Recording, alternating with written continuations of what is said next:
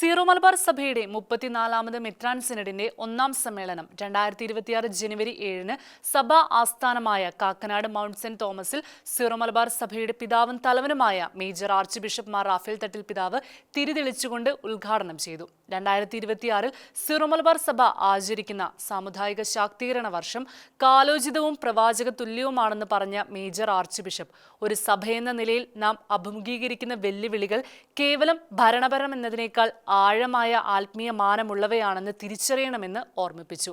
ഇന്ത്യക്കകത്തും വിദേശത്തുമുള്ള 53 മെത്രാന്മാരാണ് സിനഡിൽ സംബന്ധിക്കുന്നത്. Zero Malabar സഭയുടെ അജപാലന ക്രമീകരണങ്ങളിൽ സമീപകാലത്തുണ്ടായ വളർച്ച, പ്രത്യേകിച്ച് 12 രൂപതകളുടെ അതിർത്തികൾ പുനഃക്രമീകരിച്ചതും കേരളത്തിന് പുറത്ത് 4 പുതിയ പ്രവിശ്യകൾ രൂപീകരിച്ചതും ഗൾഫ് മേഖലയിലെ സീറോ മലബാർ വിശ്വാസികൾക്കായി അപ്പസ്തോലിക് വിസിറ്ററെ നിയമിച്ചതും കൃതജ്ഞതാപൂർവ്വം അനുസ്മരിച്ച major archbishop Syro Malabar വിശ്വാസികളുടെ അജപാലനപരവും പ്രേക്ഷിതപരവുമായ ആവശ്യങ്ങളോടുള്ള ഭാവാത്മകവും ചരിത്രപരവുമായ പ്രതികരണങ്ങളായി അവയെ വിലയിരുത്തി.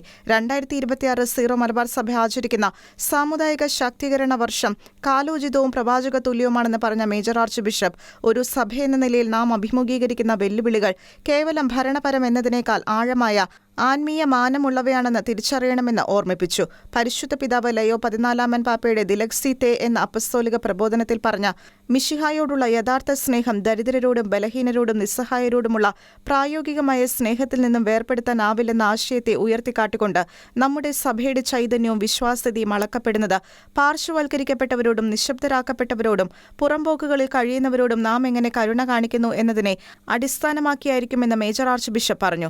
ദരിദ്രർ, കൃഷിക്കാർ, കഷ്ടപ്പെടുന്ന കുടുംബങ്ങൾ, നീതി നിഷേധിക്കപ്പെട്ടവർ എന്നിവരോടുള്ള നമ്മുടെ കരുതൽ അജപാലനപരമായ മുൻഗണനകളിലും തീരുമാനങ്ങളിലും പ്രായോഗികമായി പ്രകടമാകുന്ന ഒരു വർഷമായി 2026 മാറണമെന്നും മേജർ ആർച്ച് ബിഷപ്പ് ആഹ്വാനം ചെയ്തു. സാമൂഹിക, സാംസ്കാരിക, സാമ്പത്തിക, വിദ്യാഭ്യാസ മേഖലകളിൽ പിന്നോക്കാവസ്ഥയിലായ സഭാംഗങ്ങളുടെ ജീവിത യാഥാർത്ഥ്യങ്ങളെ സത്യസന്ധമായും അനുകമ്പയോടെയും നോക്കിക്കാണാനും സമുദായത്തിന്റെ വളർച്ചയ്ക്കായുള്ള കർമ്മ പദ്ധതികൾ വിഭാവനം ചെയ്ത് നടപ്പിലാക്കാനുമുള്ള അവസരമായി ഈ വർഷം പ്രയോജനപ്പെടുത്തണമെന്ന് മേജർ ആർച്ച് ബിഷപ്പ് ഓർമ്മിപ്പിച്ചു. സാമുദായ ശാക്തീകരണം എന്നത് കേവലം ഒരു കാര്യപരിപാടിയോ മുദ്രാവാക്യമോ അല്ല, മറിച്ച് സുവിശേഷത്തിൽ നിന്ന് തന്നെ ഉത്ഭവിക്കുന്ന സഭാപരമായ പ്രതിബദ്ധതയാണെന്ന് മേജർ ആർച്ച് ബിഷപ്പ് പറഞ്ഞു.